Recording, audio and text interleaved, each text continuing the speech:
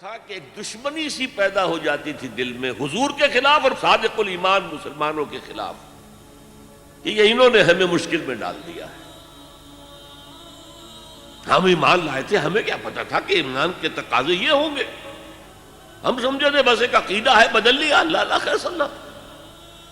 یہ تقاضے تو بڑے بھاری ہیں, ان کو پورا کرنا تو آسان نہیں ہے.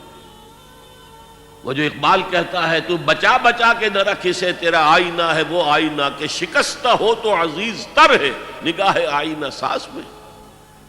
جان اور مال بچاؤ نہیں, خرچ کرو.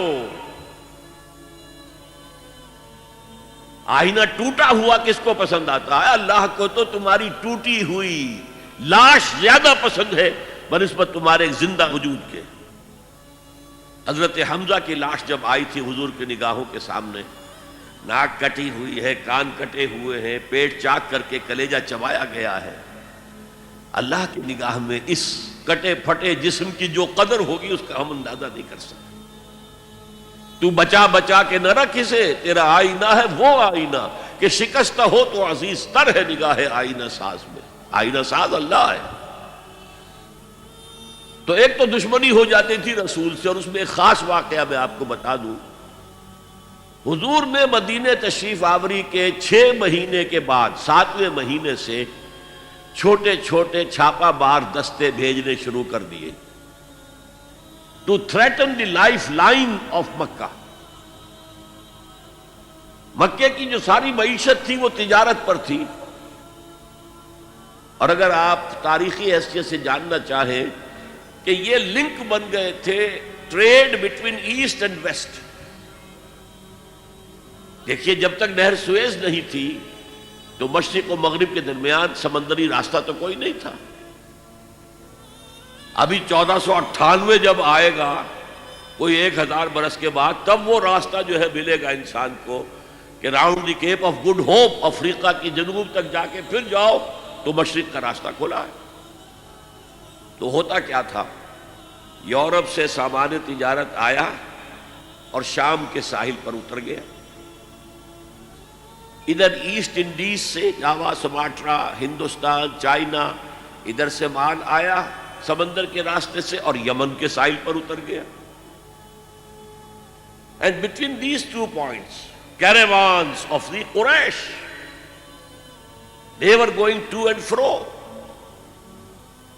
جنوب میں گئے, سردیوں کے زمانے میں وہ جاتے تھے جنوب میں, گرمی کم ہوتی تھی یمن کی طرف. وہاں سے مال اٹھایا اور چلے اب شام تک پہنچ کر شام کے ساحل پر پہنچا دیا. وہاں سے شام کا ساحل یورپ کا آیا ہوا سامان اٹھایا اور وہ لا کے سیدھا جنوب میں, سیدھا راستہ تھا بالکل سیدھا, اسٹریٹ ٹو دی نارتھ, اور وہ جو ہے آ کر یمن پہ اتار دیا. یمن سے پھر مشرقی ممالک کے تاجر وہ خریدیں گے اور لے جائیں گے کشتیوں کے ذریعے سے. شام سے یورپ کے تاجر وہ جو ہے وہ خریدیں گے اور لے جائیں گے. تو یہ کنیکشن بن گئے تھے between the trade between east and west. اور ان کو یہ سہولت حاصل تھی, پروٹیکشن حاصل تھی کہ کوئی بھی قبیلہ عرب کا ان کے کیروانز کے اوپر حملہ نہیں کر سکتا تھا, because they were the custodians of Kaaba. اور تمام قبیلوں کے بت کعبے میں رکھے ہوئے تھے, as if they were hostages with them. کوئی قبیلہ ان کے خلاف جارحیت کرے گا تو وہ اس کے بت کی گردن مروڑ کر باہر پھینکیں گے. اس وجہ سے انہیں اس پوری تجارت کے اندر, اور ان کی جو مالی حیثیت بہت بہتر تھی قریش کی بقیہ پورے عرب سے, اس کا سبب یہ تھا. اب حضور نے کیا کیا, اسے تھریٹن کیا, we are very much here now. This can be called the economic blockade of Makkah. یہ تھا پھر جس کے نتیجے میں, اچھا اس وقت تک قرآن مجید میں قتال کا حکم نہیں آیا تھا. یہ حضور کی اپنی تدبیر تھی, اپنا اجتہاد تھا. تو وہ کہتے ہیں دیکھو جی ابھی قرآن میں تو حکم آیا نہیں, یہ تو کچھ ایڈونچرس آدمی معلوم ہوتے ہیں, ایمبیشس آدمی معلوم ہوتے ہیں, انہوں نے ہمیں مصیبت میں ڈال دیا.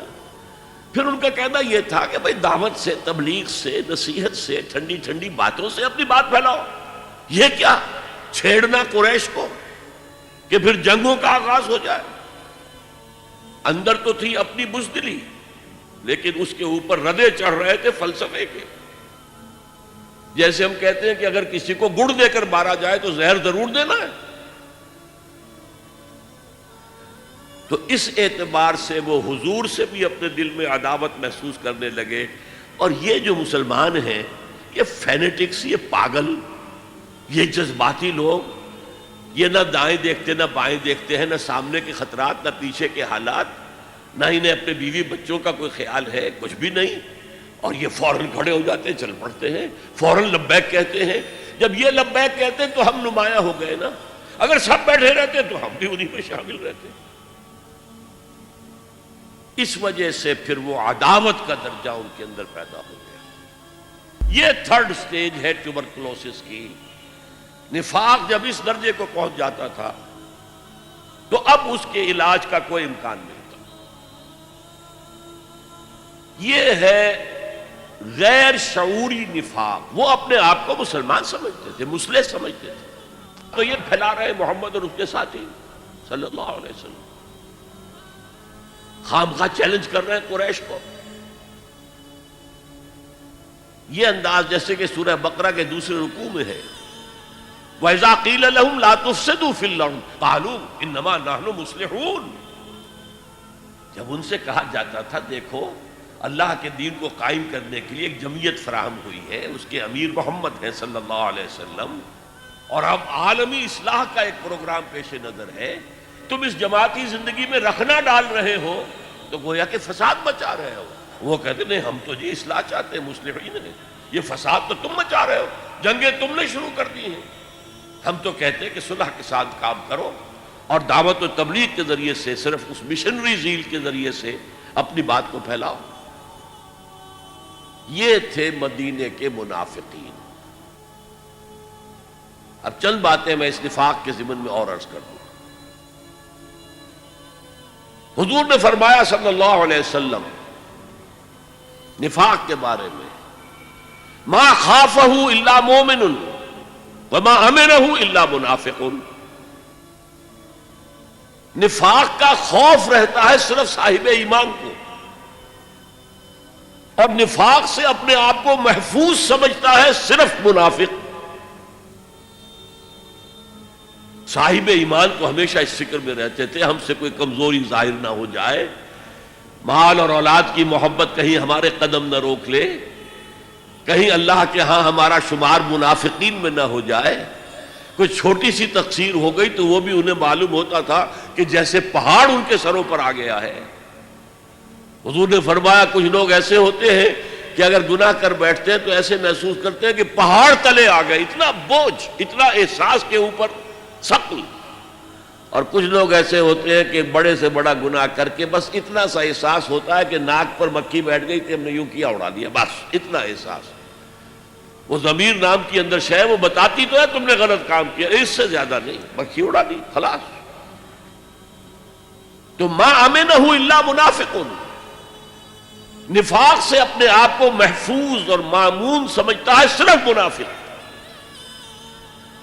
یہ غیر شعوری نفاق ہے نا. وہ نہیں جانتا کہ میں منافق ہوں، وہ تو کہتا ہے میں مسلم ہوں، میں محمد کے پیچھے نمازیں پڑھتا ہوں صلی اللہ علیہ وسلم، میں روزے رکھتا ہوں، اگرچہ طبیعت تو نہیں چاہتی لیکن کیا کروں، جبرن زکوٰۃ بھی دے دیتا ہوں تاکہ مسلمانوں میں شمار تو رہے. تو وہ تو اپنے آپ کو مسلمان سمجھتا تھا منافق. تو ما امنہ الا منافق وما خافہ الا مومن. مومن کو خوف رہتا ہے کہ کہیں میں نفاق کی سرحدوں کے اندر داخل نہ ہو جاؤں.